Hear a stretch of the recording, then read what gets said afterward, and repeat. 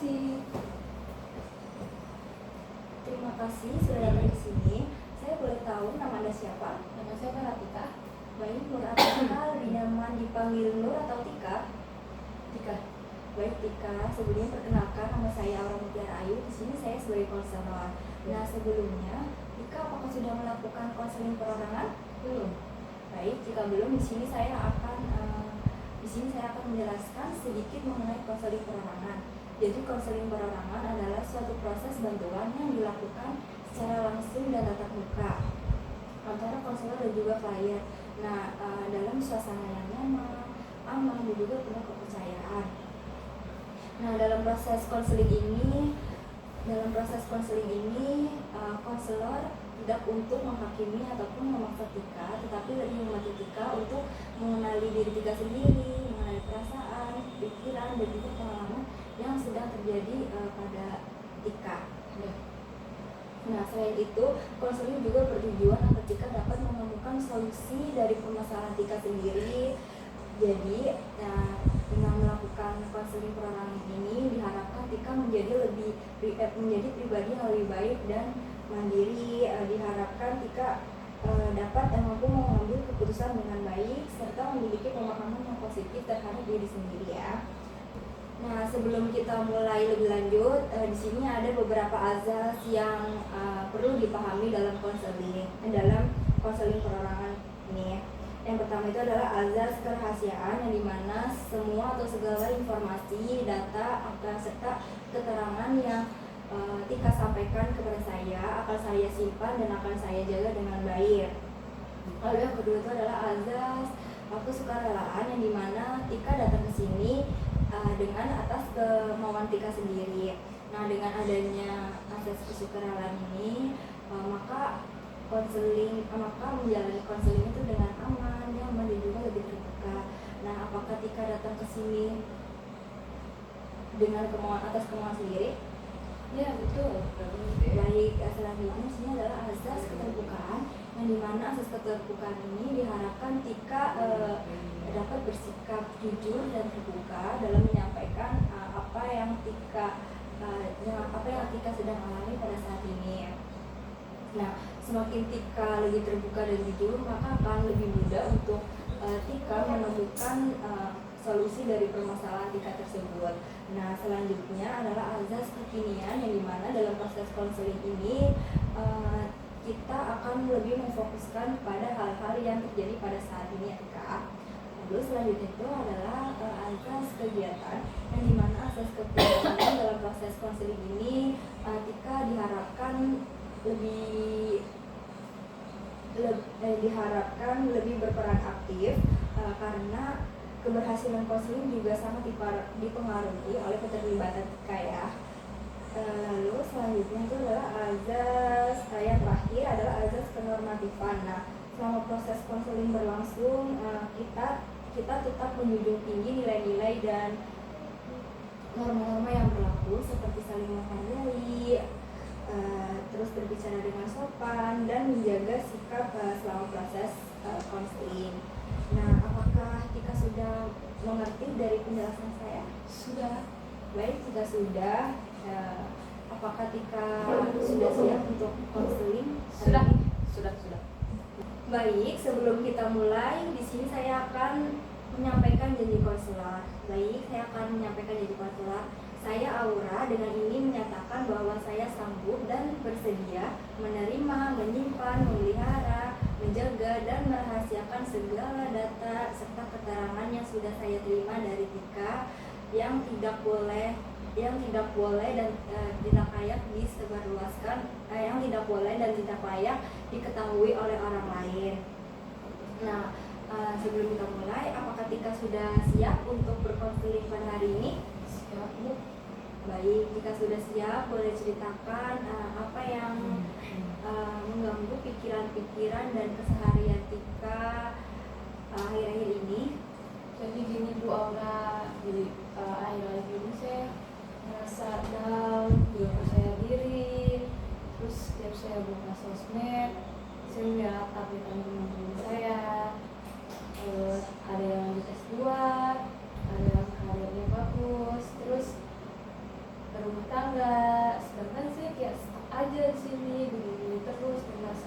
tinggal jauh gitu loh. Saya mengerti, pasti rasanya melelahkan, capek, dan nggak enak ya, dan nggak enak berada di posisi seperti itu.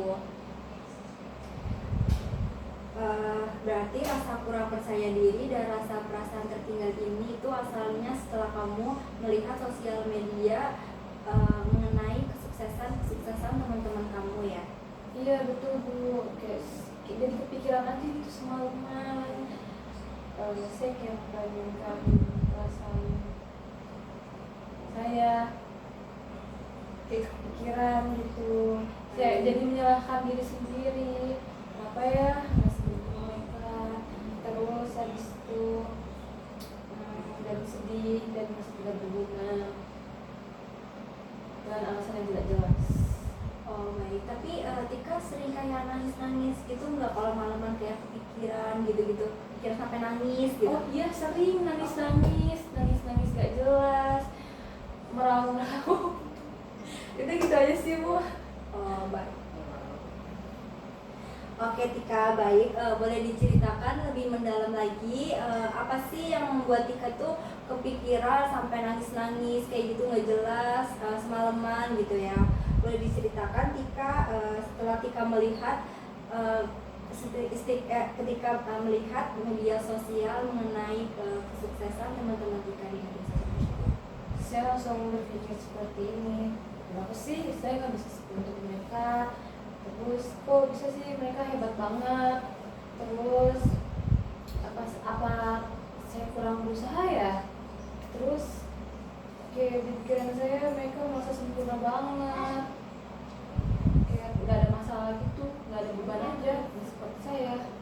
Oh, berarti kamu wajar sih ya rasa Tika itu muncul seperti itu, kayak rasa namanya minder, insecure-nya tuh kayak naik gitu ya melihat postingan teman-teman dari Tika tersebut. Wajar sih Tika. Coba deh kamu kayak pikirkan atau renungkan dengan baik secara objektif, apakah yang ditampilkan di media sosial teman-teman kamu, yang diposting sama teman-teman kamu itu adalah keseluruhan realitas hidup mereka. Apakah cuma kayak baik-baiknya saja, kayak bagus-bagusnya aja gitu yang diposting? Iya ya, kalau dipikir-pikir kayak mereka cuman nampilin yang bagus-bagusnya aja sih ya Bu ya.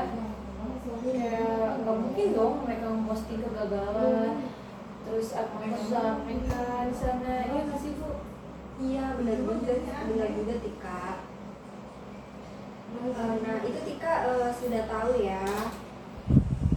Ya Tika sudah tahu. Jadi saat Tika membandingkan proses hidup Tika yang nyata, yang lelah dan capek dengan susahnya dengan potongan-potongan yang terbaik dari hidup teman-teman Tika di media sosial itu, apakah itu adil untuk diri Tika sendiri? Iya juga ya Bu. Kayak saya belum menyadari kalau perbandingan itu gak sepadan. Saya membandingkan panggung hidup di belakang saya yang berantakan dengan panggung hidup mereka di depan, orang lain yang sudah rapi. Oh baik Tika, itu benar ya Tika, karena sekarang Tika sudah paham dan memahami mengenai media sosial tersebut. Jadi media sosial itu bukan standar mutlak kebahagiaan ya Tika. Ya. Jadi apa nih langkah kecil yang harus dicoba untuk mengurangi rasa insecure dan juga rasa minder Tika terhadap postingan-postingan teman-teman Tika di media sosial tersebut? Mungkin langkah pertamanya saya mau mencoba membatasi waktu saya untuk membuka sosmed. Misalnya kayak membagi waktu 1 jam sehari, mungkin, atau enggak screen time out di malam hari, atau saya mau fokus belajar, atau baca buku, atau menulis, atau menonton. Biasa saya menonton drama Korea, drama horor. Mungkin itu bisa membuat saya mengurangi overthinking saya itu. Tapi menulis seperti apa ya kalau boleh tahu Tika, selain menonton ataupun menonton apa tadi? Drama Korea Drama Korea itu menulis apa ya Tika? menulis jurnal. Jurnal. Iya. Apa itu? Kayak jurnal aja, kayak seharian. Kayak habisnya aku dari mana ya, nulis daripada membuang waktu untuk melihat sosmed. Oh iya, benar juga ya. Itu rencana yang sangat baik dan bagus serta sehat ya. Yang dimana kita akan membatasi screen time out. Nah, di situ kan bisa memberi ruang bagi pikiran Tika dan istirahat Tika dari distraksi media sosial kan. Dan menulis apa tadi, jurnal harian yang dimana akan membantu Tika lebih fokus pada kelebihan Tika, progres diri Tika sendiri, dan juga menonton apa tadi, drama Korea ya, yang dimana mulai dari hal-hal kecil seperti ini akan terasa lebih menyenangkan atau menenangkan diri Tika sendiri ya. Iya betul ya Bu. Kayaknya saya udah mau mulai menghargai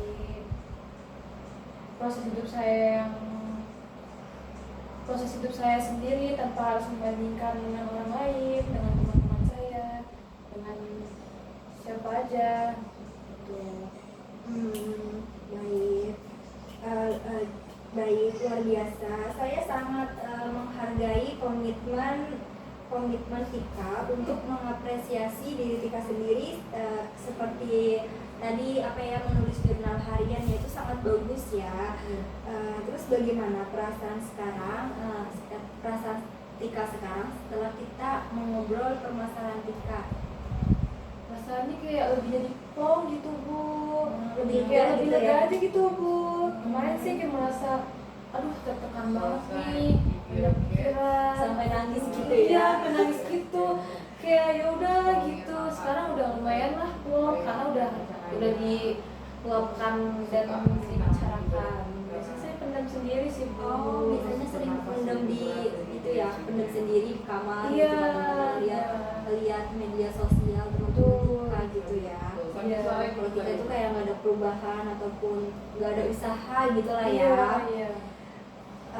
Baik, Tika, tapi Tika, saya lihat Tika tuh hebat sekali loh, bisa mengenali akar dari permasalahan Tika, sekaligus juga menemukan solusi konkretnya secara lebih mandiri. Iya Mbak, aku jujur perasaan saya jadi lebih lega, lebih plong setelah saya meluapkan itu semua kepada ibu. Sebelumnya saya kayak merasa sendiri, jarang ngomong, terus Juga menangis ya tadi ya? Iya menangis, sedih gitu, kayak hidup aku tuh cuman kayak stuck di situ aja, capek juga. Terus kayak fokus tujuan arahnya tuh udah gak ada, Udah hilang gitu udah ya? hilang. Terus ya sekarang udah lumayan tenang lah ya Bu. Udah Makasih ya Bu, gitu. iya udah didengerin. Sama-sama Tika, terima kasih banyak juga karena kamu tuh sudah bersedia bercerita dan terbuka pada ibu pada hari ini. Nah, kita tuh hebat sekali ya karena Tika itu sudah bisa mengenali akar dari permasalahan Tika sendiri dan juga menemukan solusi konkretnya secara lebih mandiri. Terima kasih kembali Bu, sudah mendengarkan saya dengan amat sabar, dengan amat teliti, kayak bikin saya lebih nyaman lagi, aman, sehingga saya bisa lebih terbuka lagi mungkin kepada orang-orang, lebih bisa cerita lagi gitu. Sama-sama Tika, sudah menjadi tugas saya sebagai konselor, yang dimana rencana tadi Tika yang membatasi screen time out, media sosial dan menulis jurnal harian itu bisa diterapkan atau dicoba terlebih dahulu ya Tika selama seminggu ini. Nanti pada pertemuan minggu depan kita bisa mengobrolkan kembali bagaimana perkembangan Tika setelah melakukan atau menerapkan rencana Tika tersebut. Baik Bu, terima kasih. Ya baik Bu, saya bersedia untuk melanjutkan minggu depannya.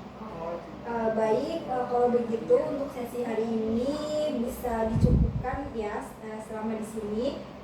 sampai di sini. Sampai bertemu minggu depan, Tika. Terima kasih Bu, sampai bertemu minggu depan kembali. Iya. Saya permisi dulu ya. Iya. Terima kasih.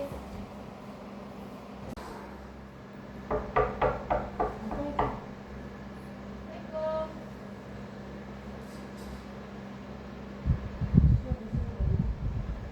Iya. Assalamualaikum. Waalaikumsalam. Selamat masuk. Iya.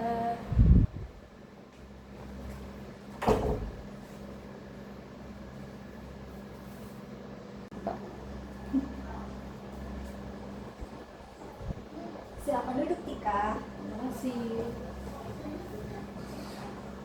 Selamat malam, Tika. Selamat malam, Bu. Saya lihat kamu sekarang kayak lebih segar, lebih ceria gitu ya. Bagaimana nih perkembangan kamu setelah kamu melakukan dan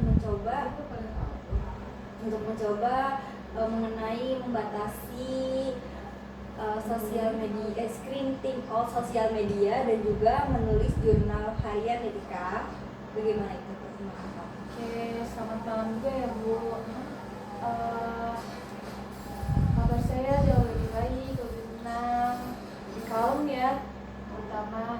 Terus seminggu belakangan ini saya udah membatasi untuk membuka sosmed, dan ketika HP saya dikunci, saya mengalihkannya dengan menulis jurnal harian dan menulis kegiatan dan progres saya ke depannya. Oke, berarti perasaan insecure dan minder kamu itu gimana? Masih janggal udah atau? udah setiap kali saya merasa minder, saya kayak berpikir, stop ya Tika, kamu boleh minder, kamu harus lebih baik lagi ke depannya. Baik, berarti rasa minder dan insecure kamu itu mulai berkurang ya terhadap media sosial tersebut. Nah, itu bagus banget sih, Tika, karena kamu tuh sudah berhasil mengendalikan perasaan dan kecemasan kamu setelah perasaan minder ini. Apa rencana atau target baru yang ingin kamu lakukan ke depan? Target aku sih buat bulan depan kayaknya mau ikut kursus ya. Kursus apa itu? Itu kursus bahasa Inggris, kayak buat nambahin skill juga, buat tambah-tambah lah buat di CV. Terus habis itu nambah CV dan skill saya juga sih Bu. Saya juga lebih fokus lagi ke diri saya sendiri gitu. Oh, baik, itu rencana yang sangat bagus dan produktif ya, Tika, yang dimana karena rasa perasaan dan kecemasan kamu ini sudah teratasi dan kamu sudah punya target baru nih untuk mengikuti kursus bahasa Inggris dan juga apa tadi ingin mengembangkan skill ya, keterampilan skill. Baik, yang sangat positif. Nah, sesi konseling kita tuh resmi selesai di sini ya, Tika. Iya Bu Aura, saya merasa siap dan percaya diri untuk melangkah lebih jauh lagi. Dan terima kasih ya sudah mendengarkan cerita saya dan proposal saya, sehingga saya mendapatkan arah lagi. Iya, bisa menemukan solusinya Iya, ya. bisa menemukan solusinya lagi untuk depannya. Baik, sama-sama Tika, kamu hebat loh karena komitmenmu sendiri dan juga konsisten terus dengan jurnal harian kamu, dan sukses untuk kursus bahasa Inggrisnya ya, Tika, serta karirmu ke depan. Jaga kesehatan selalu ya, Tika. Semoga kamu menjadi pribadi yang lebih baik secara mandiri. Terima kasih Bu. Saya pamit dulu ya. Oh ya, baik.